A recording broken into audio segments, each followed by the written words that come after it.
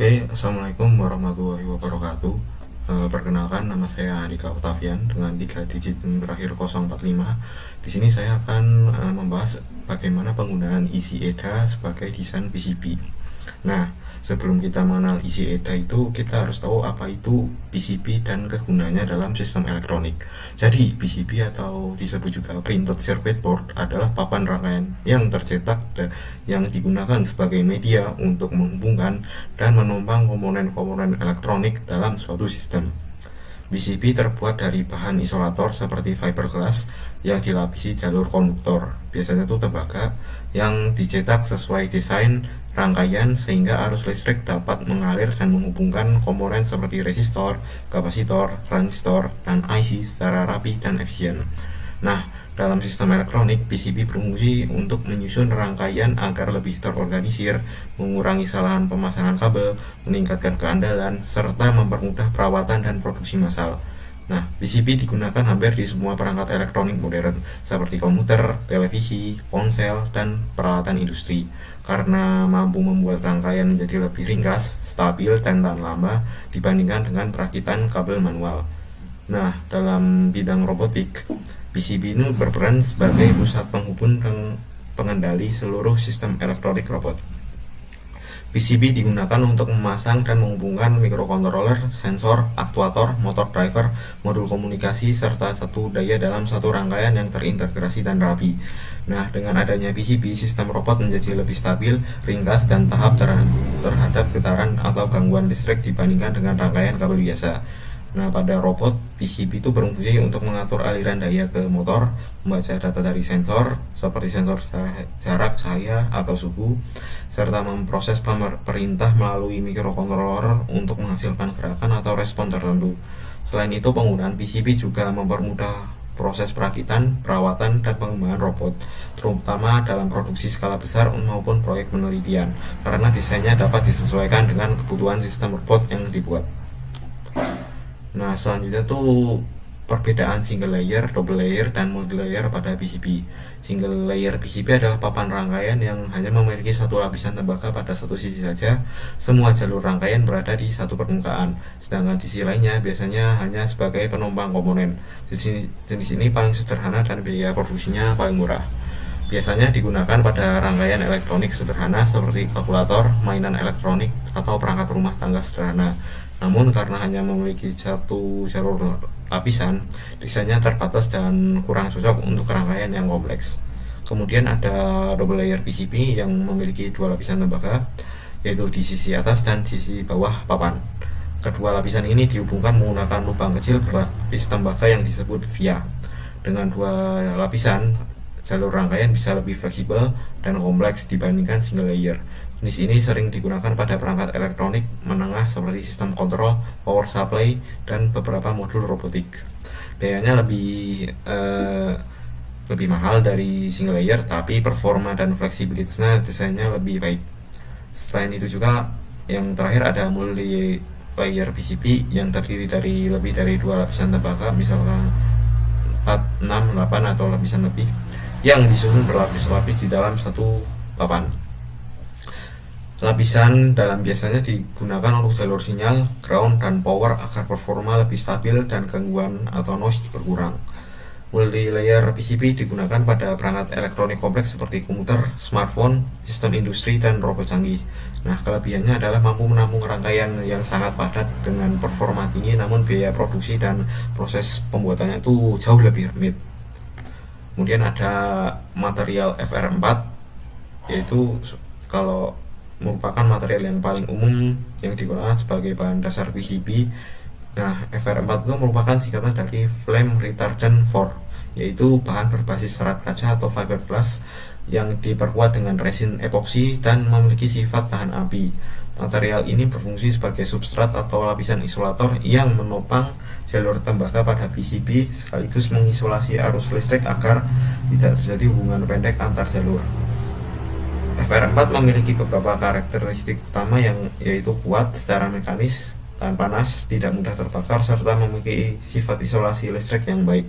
Karena itu FR4 sangat cocok digunakan pada berbagai perangkat elektronik, mulai dari rangkaian sederhana seperti sistem komputer, perangkat industri, dan robotik. Selain itu, FR4 juga relatif ekonomis dan mudah diproduksi dalam berbagai ketebalan, misal 0,8 mm, 1,6 mm, dan 2 mm, sehingga menjadi standar industri dalam pembuatan PCB. Nah, secara umum kelebihan FR4 adalah stabil, kuat, dan tahan terhadap suhu soldering. Namun kekurangannya adalah kurang optimal untuk aplikasi frekuensi yang sangat tinggi dibandingkan material khusus seperti Rogers. Namun untuk sebagian besar aplikasi elektronika umum, FR4 itu sudah sangat memadai. Kemudian ada ketebalan koper atau ons. Nah, ada ketebalan koper atau ons pada PCB merupakan ukuran berat tembaga per satuan luas yang dinyatakan dalam ons per square foot, di mana 1 oz berarti sekitar 28,35 gram tembaga yang diratakan pada area 1 square foot dan menghasilkan ketebalan sekitar 30 mikrometer. Nah, dalam praktiknya, ketebalan yang umum digunakan adalah 0,5 ons atau kurang lebih 17 mikrometer, 1 ons atau kurang lebih 35 mikrometer, 2 ons atau sekitar kurang lebih 70 mikrometer, hingga 3 ons yang kurang lebih 105 mikrometer. Nah, semakin besar nilai oz, semakin tebal lapisan tembaga pada PCB, kemampuan menghantarkan arus listrik menjadi lebih tinggi. Jalur trace-nya lebih kuat secara mekanis dan distribusi panas lebih baik. Namun penggunaan koper yang lebih tebal juga meningkatkan biaya produksi dan dapat mempengaruhi detail desain jalur yang kecil. Nah, karena itu pemilihan ketebalan koper harus disesuaikan dengan kebutuhan arus, manajemen panas, serta jenis aplikasi. Misalnya 1 ons untuk satu rangkaian elektronik umum atau 2 ons atau lebih untuk sistem dengan arus besar seperti power supply atau motor driver. Kemudian ada perbedaan antara skematik, logika, dan layout PCB yang terletak pada fungsi dan bentuk representasinya dalam perancangan rangkaian elektronik. Skematik itu adalah diagram logika yang menggambarkan hubungan listrik antar komponen seperti resistor, kapasitor, IC, dan resistor menggunakan simbol standar, sehingga fokusnya pada bagaimana rangkaian bekerja secara teori dan bagaimana komponen saling terhubung secara elektrik tanpa memperhatikan bentuk atau posisi nyata di papan. Skematik digunakan untuk memahami alur sinyal, analisis rangkaian, serta sebagai dasar pembuatan desain PCB. Nah, sementara layout PCB adalah representasi fisik dari skematik yang menunjukkan penempatan komponen secara nyata di atas papan serta jalur tembaga yang menghubungkannya. Nah, pada tahap ini diperhitungkan juga ukuran papan, lebar, jalur, jarak antar jalur, ground plane, serta aspek teknis lain seperti arus dan manajemen panas. Nah, singkatnya tuh seperti ini. Skematik itu berfokus pada fungsi dan logika rangkaian, sedangkan layout PCB berfokus pada realisasi fisik dan tata letak agar rangkaian dapat diproduksi dan bekerja dengan baik. Kemudian ada apa sih itu alur kerja desain PCB-nya itu dimulai dari mana? Nah, pertama tuh yaitu menentukan fungsi rangkaian, spesifikasi tegangan dan arus, ukuran papan, serta komponen yang akan digunakan. Kemudian dilakukan pembuatan skematik untuk menggambar hubungan logika antar komponen sesuai prinsip kerja rangkaian. Nah, jika skematik udah benar dan dilakukan pengecekan menggunakan ERC atau Electrical Rule Check, langkah berikutnya adalah mengubah skematik menjadi layout PCB, yaitu menentukan bentuk papan atau port outline, menempatkan komponen placement, dan menggambar jalur tembaga atau routing sesuai aturan desain seperti lebar jalur, jarak antar jalur, serta pertimbangan arus dan noise. Setelah proses routing selesai, dilakukan pemeriksaan desain atau DRC (Design Rule Check) untuk memastikan tidak ada kesalahan teknis. Kemudian tahap selanjutnya adalah pembuatan file produksi atau Gerber file yang dikirim ke pabrik untuk proses fabrikasi PCB. Setelah PCB jadi, dilakukan proses perakitan komponen atau assembly dan pengujian untuk memastikan rangkaian bekerja sesuai perencanaan. Nah, dengan mengikuti alur ini, desain PCB dapat dibuat secara sistematis, efisien, dan siap diproduksi. Kemudian untuk tools yang akan digunakan yaitu adalah Izeda. Nah, apa sih itu Izeda? Izeda itu adalah sebuah software yang berbasis web dan juga versi desktop yang digunakan untuk merancang rangkaian elektronik mulai dari pembuatan skematik hingga layout PCB. Nah, ICEDA itu termasuk dalam kategori EDA atau Electronic Design Automation yang banyak digunakan oleh pelajar, hobi, penghobi, serta profesional karena mudah diakses, memiliki antarmuka yang sederhana, serta terintegrasi dengan layanan fabrikasi PCB dan perakitan komponen. Dengan ICEDA, pengguna dapat menggambar skematik, mengubahnya menjadi layout PCB, serta melakukan simulasi rangkaian untuk beberapa komponen tertentu, melihat tampilan di papan, serta menghasilkan file produksi seperti Gerber untuk dikirim ke pabrik. Kelebihan utama ICEDA adalah kemudahan penggunaan, tersedianya library atau pustaka komponen yang luas, serta integrasi langsung dengan layanan manufaktur sehingga proses desain hingga produksi menjadi lebih praktis dan efisien. Nah, untuk deskripsi PCB yang didesain, karena di project ini kita akan membuat robot fan follower. Nah, PCB yang akan didesain adalah seperti pusat kendali yang mengintegrasikan seluruh komponen elektronik agar robot dapat mendeteksi dan mengikuti garis secara otomatis. Pada papan ini biasanya terdapat microcontroller sebagai kotak sistem, rangkaian sensor yang seperti sensor infrared atau fotodioda yang digunakan untuk membaca perbedaan warna garis dan latar. Kemudian ada motor driver untuk mengendalikan kecepatan serta putaran motor DC, serta rangkaian satu daya untuk mengatur distribusi tegangan dari baterai ke seluruh komponen. Nah, harapannya dalam proses desainnya penempatan sensor dibuat sejajar di bagian depan agar pembacaan garis lebih akurat, sementara jalur power dan ground dirancang lebih lebar untuk menangani arus motor dan minimalkan noise. Selain itu, tata letak komponen diatur agar ringkas, seimbang, dan tahan terhadap getaran saat robot bergerak. Dengan desain PCB yang baik, robot Handflower dapat bekerja lebih stabil, responsif, dan efisien dalam mengikuti jalur yang telah ditentukan.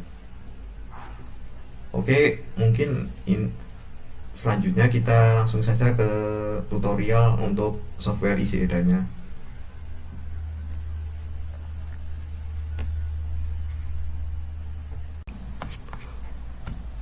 Baik, sekarang untuk penjelasan untuk tutorial dari software ICEDA-nya. Pertama kita buka dulu software ICEDA-nya.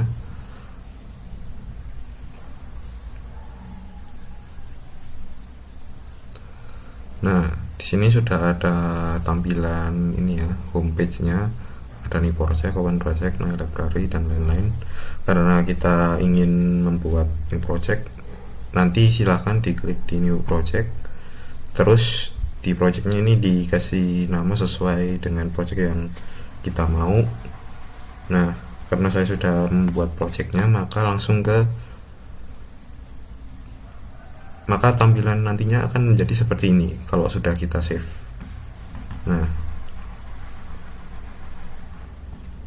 tampilannya akan seperti ini tapi dengan serangkaiannya.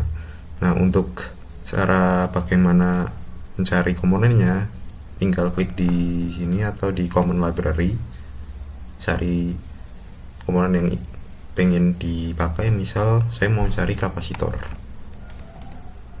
Nah, oke. Nah, akan muncul jenis-jenis kapasitor yang ada. Nah, semisal jika ingin untuk ditempatkan, maka tinggal di place, tempatkan di sini, dan begitupun sebaliknya. Dan untuk melakukan rotation, tinggal kita diklik spasi saja, maka akan menjadi seperti ini. Nah, selanjutnya kalau sudah seperti itu, kita tinggal melakukan rangkaian seperti biasa dengan cara mengklik ujung sini menuju ke wiring yang akan kita inginkan, seperti ini. Nah, untuk mendelete-nya caranya untuk seperti ini. Nah, di sini terdapat banyak sekali skematik ya. Dan di sini ada floating toolnya, ada ground dan lain-lain, input, dan juga di sini ada semacam label untuk project kita. Nah,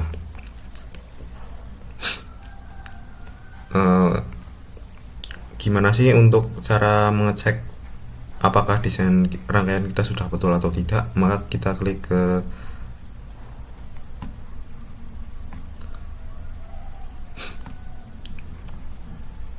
desain, terus kita cek di RC. Nah, di sini tidak ada error. Kemudian kalau untuk masuk ke proses pembuatan PCB, kita tinggal mengecek ke desain, langsung ke update atau convert schematic to PCB, maka jadinya akan seperti ini. Nah, kemudian bertanya-tanya lagi nih, kan mungkin kan nantinya kan nggak akan seperti ini langsung ya, harus ada kotaknya. Nah, untuk membuat kotak skematiknya, kita klik di rectangle dan misal kita mau buat di sini. Nah, anggaplah di sini. Terus kita klik ke top layer, terus kita confirm. Nah, nanti kan karena di sini komponennya sudah masuk ke papan ini ya, nanti tinggal seret saja komponen-komponen yang akan diinginkan ke papan kotak tersebut. Nah, setelah itu maka tinggal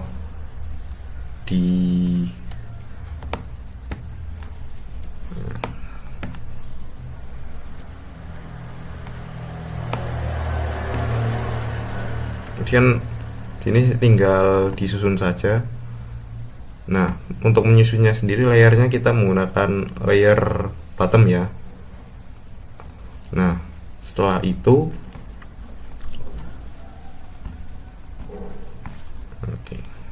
kita tinggal melakukan routing. Nah, routingnya itu menggunakan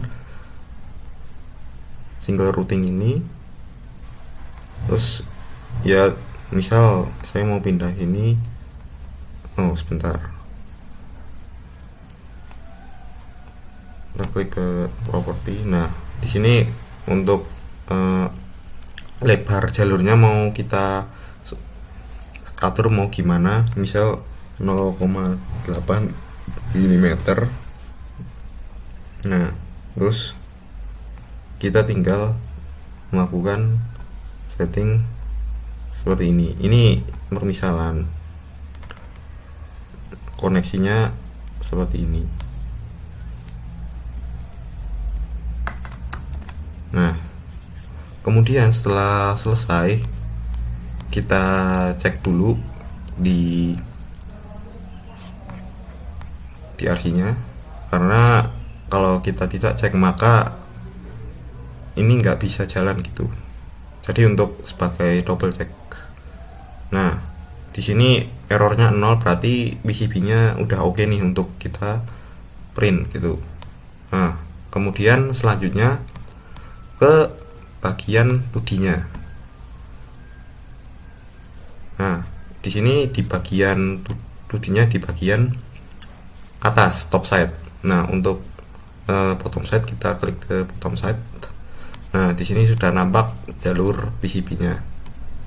Oke. Kemudian kita balik lagi ke sini untuk melakukan 3D-nya. Kita klik 3D. Nah, maka tampilannya akan seperti ini.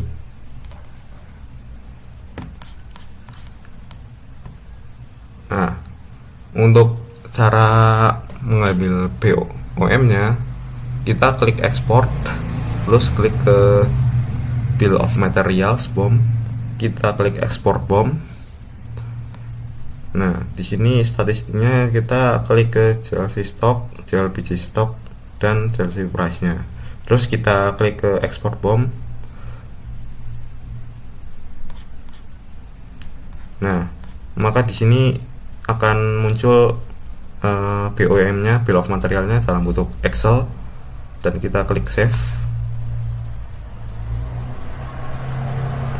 Nah, kemudian kita cek dulu ya. Nah, ini untuk BOM-nya seperti ini, folder, dan ini jumlah harganya dalam USD dolar.